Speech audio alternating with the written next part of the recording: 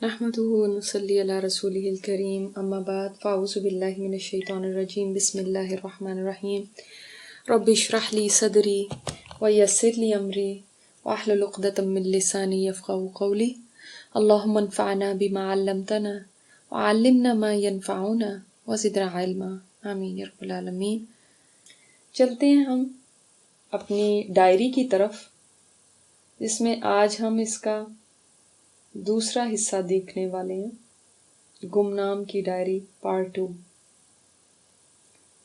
تیز روشنی نے میری آنکھ کھول دی۔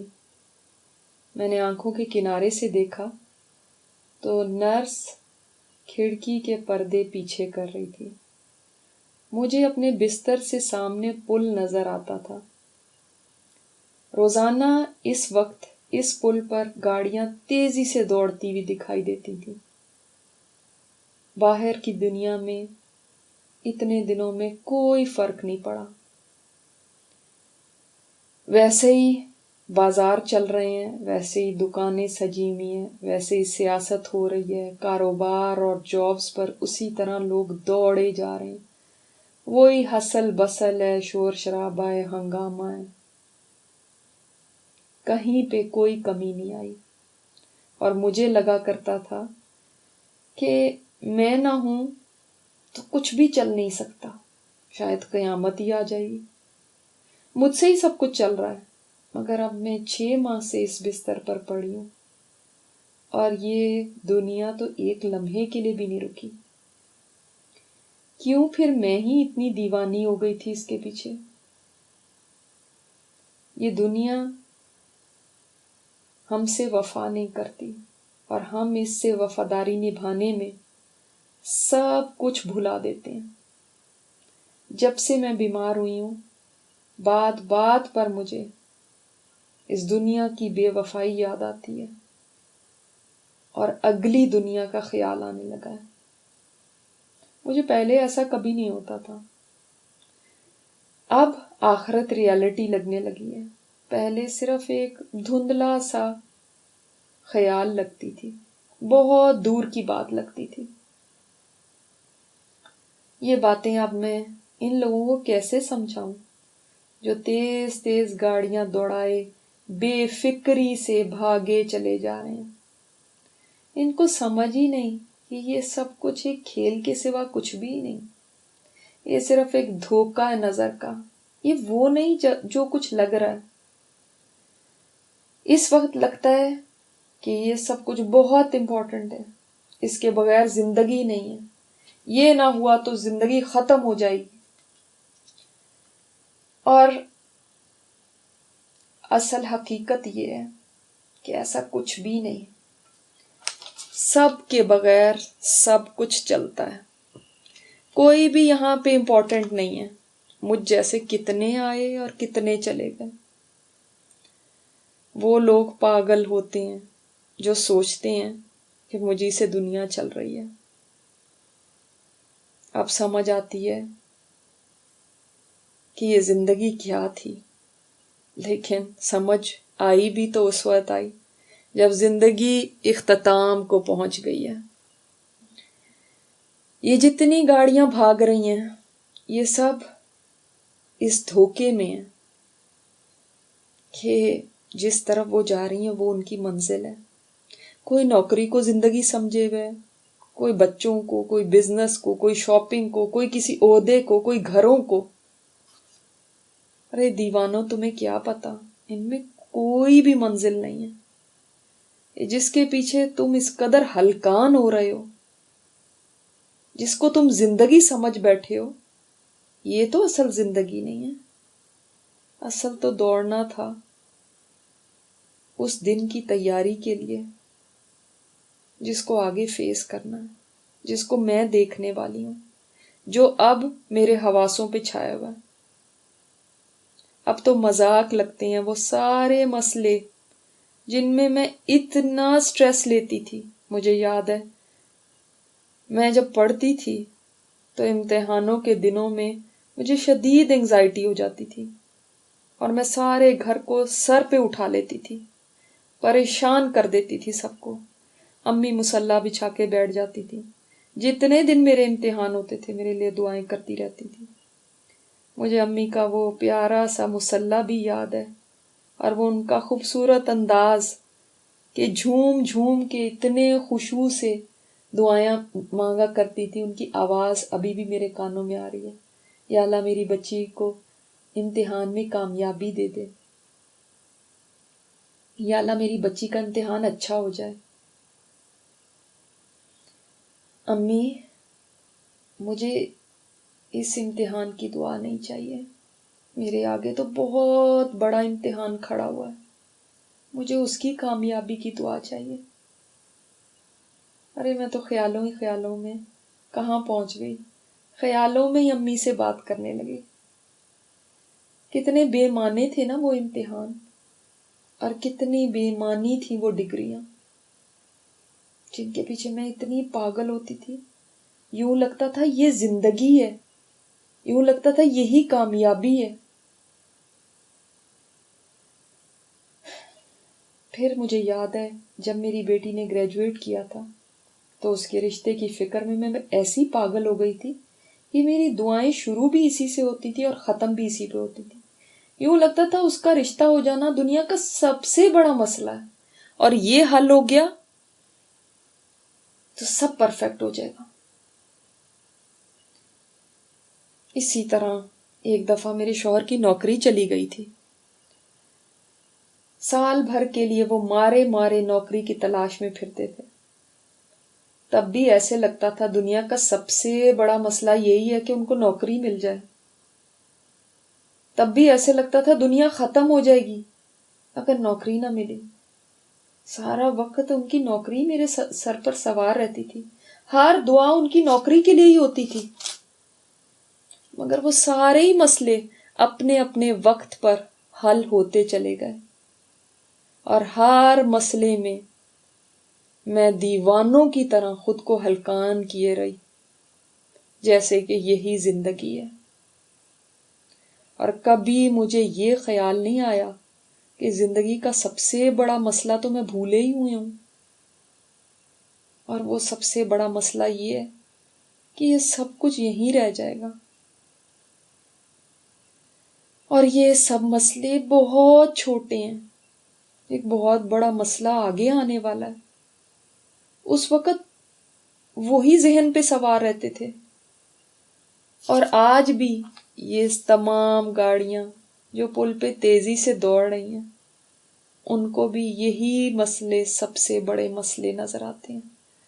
उनके वहमो गुमान में भी नहीं है कि एक दिन आना है जब ये मसले जिनके पीछे ये दौड़ रहे हैं इतने बेमाने हो जाएंगे।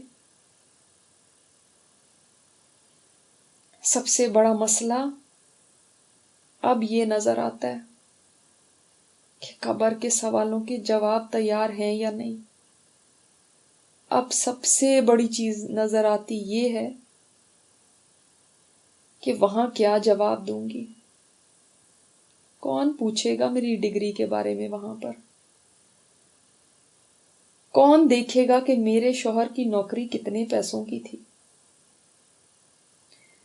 कौन इस बात पर मेरी इंक्वायरी करेगा कि मेरे बच्चों की शादियां हुई थी या नहीं हुई थी। आज दिल चाहता है एक एक को पकड़ के ये समझा दूं कि ये कोई मसले नहीं है जिनके पीछे तुम पागल हो रहे हो। असल मसले की तरफ ध्यान करो। मगर मेरी बात सुनेगा कौन? लोग कहेंगे पागल हो गई है, लोग कहेंगे बेचारी के दिमाग पर असर हो गया बीमारी का। हालांकि पागल मैं नहीं हुई, पागल ये सब है जो छोटी छोटी चीजों के पीछे कीमती जिंदगी को गंवा रहे हैं। जी हाँ, मैं ही छोटी छोटी चीजें कह रही हूं इनको। शायद अगर आप एक साल पहले मुझसे यही बात पूछते तो मैं ही ये कहती थी कि ये तो सबसे बड़े मसले हैं। नर्स की धीमी सी आवाज ने मुझे चौंका दिया। उसने प्यारे से अंदाज में मुझे गुड मॉर्निंग कहा। वो अपनी ट्रे लिए खड़ी मुस्कुरा रही थी। आए दिन یہ بلڈ سیمپل لینے آ جاتی ہے۔ ہسپتال کی یہی ایکٹیویٹی ہے، یہی روٹین ہے۔ یہاں آوازیں یا تو صرف مشینوں کی آتی ہیں جو سارا دن کانوں میں ٹوں ٹوں کرتی رہتی ہیں، یا کبھی دروازہ کھلا ہو تو باہر نرسوں کی کھلکھلاہٹ کی، یا کوریڈور میں گزرنے والے لوگوں کی کچھ باتیں سنائی دے دیتی ہیں۔ یہاں کی یہی دنیا ہے۔ نرس نے میرا بازو سیدھا کیا اور اپنا کام شروع کر دیا۔ وہی سوال جو مجھ سے وہ روزانہ کرتی ہے، آج بھی پوچھنے لگی، How are you doing today؟ کیا جواب دوں اس کو؟ کیا کہوں؟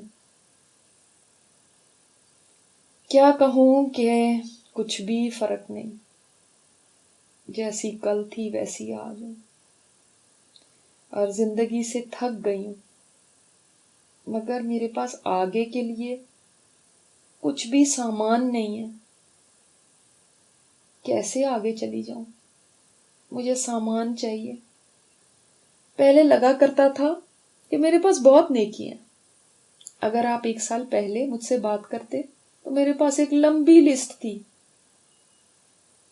کوئی پوچھتا، کوئی نصیحت کرتا کہ کچھ اور کر لو تو میں کہتی لو بھلا، اور کیا کروں؟ میں نماز نہیں پڑھتی بھلا، میں درس پہ جاتی ہوں، میں اسکارف پہنتی ہوں، میں روزے رکھتی ہوں۔ میں اتنی لمبی لسٹ دے دیا کرتی تھی۔ آج پتہ نہیں کیوں سب کچھ بدل گیا۔ وہ نیکیاں جن کو میں بہت بڑا سمجھتی تھی وہ ایک دم ننھی سی لگنے لگی ہیں۔ ان چیزوں کو تو میں نے کبھی سوچا بھی نہیں تھا کہ میری نماز میں خشوع نہیں ہے، میرا حجاب صحیح حجاب نہیں ہے، میرے فرض روزے جو مس ہوئے تھے ان کو پورا کرنا ہے۔ ان باتوں کی کبھی فکر نہیں کی تھی۔ ابھی کون سا میرا جانے کا ٹائم ہے جو ان کی فکر کروں؟ یہ کہہ کے خیال آتا بھی تو جھٹک دیتی تھی۔ یہ تو میرے مسئلے تھے ہی نہیں۔ میں ہمیشہ بیئر منیمم پہ رہتی تھی، بس جس سے دل کو تسلی ہو جائے کہ کر تو رہی ہوں نا، مگر نہ تو پوری طرح کرتی تھی نہ چھوڑتی تھی۔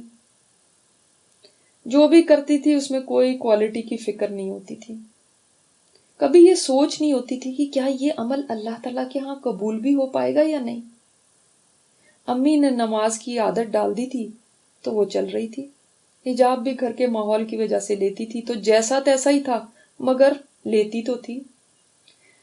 قرآن بھی جتنا کہیں سن لیا تو سن لیا، اور اس میں بھی اپنے آپ کو بہت نیک سمجھتی تھی۔ یہی کہتی رہتی تھی میں تو یہ بھی کرتی ہوں اور لوگ تو یہ بھی نہیں کرتے۔ اور آج میرا حال یہ ہے کہ مجھے سمجھ ہی نہیں آ رہی میں اپنے سامان میں سے وہ کون سی چیز نکال کر دکھاؤں گی جس سے میری بخشش ہو جائے۔ بہت ذہن پر زور دیتی ہوں کہ کچھ مل تو جائے، کوئی عمل تو دکھا سکوں۔ بہت سوچتی ہوں، مگر جس عمل کا بھی خیال آتا ہے اس میں کوئی نہ کوئی نقص ہے، یا تو لاپرواہی ہے، یا بدلے کی چاہت ہے، یا لوگوں میں جج جانے کی فکر، یا جب سب کر رہے ہیں تو کر لیا دیکھا دیکھی، یہاں کہیں نیت کی خرابی، کہیں عدلے کا بدلہ۔ نرس اپنا کام کر کے کب کی جا چکی ہے اور میں اپنی سوچوں میں نہ جانے کہاں سے کہاں پہنچ گئی ہوں۔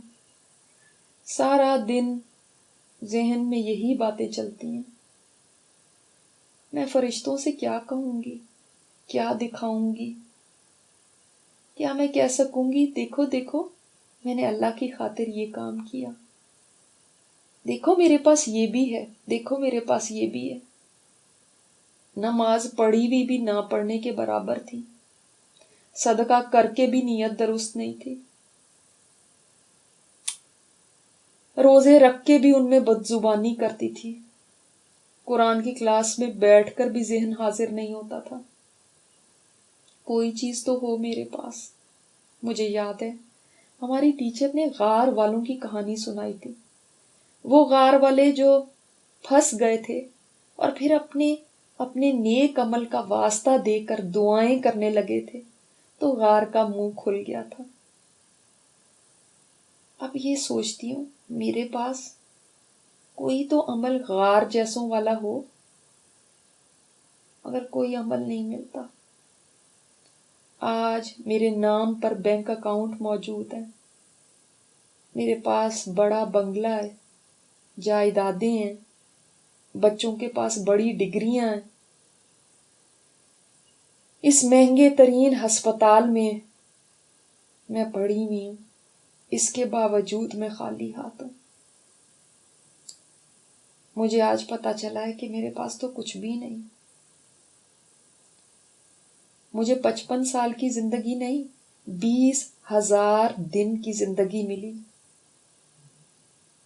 55 کہہ کے ہم بہت چھوٹا نمبر کر دیتے ہیں، لیکن جب اس کو حساب میں دیکھیں تو 20,000 دن بنتے ہیں۔ یہ دن نہیں ہے، یہ 20,000 چانسز ہیں جو میرے رب نے مجھے دیے۔ وہ بھی تو روز دیکھتا ہی ہوگا کہ کوئی دن تو ہو جب یہ بندی پلٹ آئے، جب اس کو ہوش آ جائے۔ مگر شاید مجھے ایسے 20,000 دن اور بھی مل جاتے، تب بھی ہوش نہ آتا۔ میری دوستیں کہا کرتی تھی تم بہت لکی ہو، تمہارے پاس اتنا کچھ ہے۔ ان کو کیا پتا میں کتنی مفلس ہوں۔ آج میرا دل چاہتا ہے میں اٹھوں اور اچھی سی نماز پڑھوں۔ آج میرا دل چاہتا ہے میں خوبصورت سا وضو کروں۔ آج دل چاہتا ہے قرآن کی تفسیر سیکھوں، پورے شوق کے ساتھ، دل جمی کے ساتھ۔ آج دل چاہتا ہے مجلسوں میں بیٹھوں اور اللہ کی باتیں بتاؤں۔ آج دل چاہتا ہے سارے رشتہ داروں سے ملوں اور کوئی گلہ شکوہ نہ کروں۔ دل کرتا ہے اپنے ہاتھ سے کھانا کھلاؤں غریبوں کو، مسکینوں کو، محتاجوں کو۔ دل کرتا ہے ساری فکریں چھوڑ کر آخرت کی فکر میں دوڑ دوڑ کے عمل کروں، لیکن یہ صرف خیالات ہی ہیں۔ یہ سوچتے ہی میری آنکھوں سے 2 آنسو نکلے اور تیزی سے ڈھلکتے ہوئے کانوں تک پہنچ گئے۔ یہ سب اب صرف دل کرتا ہی رہ گیا، اس سے زیادہ کچھ بھی نہیں۔ جب ہمت تھی تو سمجھ نہیں تھی، سمجھ آئی ہے تو ہمت نہیں ہے۔ اب تو زندگی بھی چند گھڑیوں کی مہمان ہے۔ جن کے پاس ہمت ہے وہ آج سب کر سکتے ہیں۔ ان کو پتہ ہی نہیں کہ ان کے پاس کتنا قیمتی سرمایہ موجود ہے۔ کاش ان کو یہ بات سمجھ آ جائے۔ ان کے پاس کتنے قیمتی دن ہیں، کاش ان کو یہ پتہ چل جائے۔ وہ کتنی بڑی کمائی کر سکتے ہیں، کاش وہ یہ جان سکے۔ یہاں تک تھی دوسری قسط گمنام کی ڈائری کی۔ امید ہے کہ آپ نے اس سے سیکھا ہوگا۔ سبحانک اللہم و بحمدک، نشہد ان لا الہ الا انت، نستغفرک و نتوب الیک۔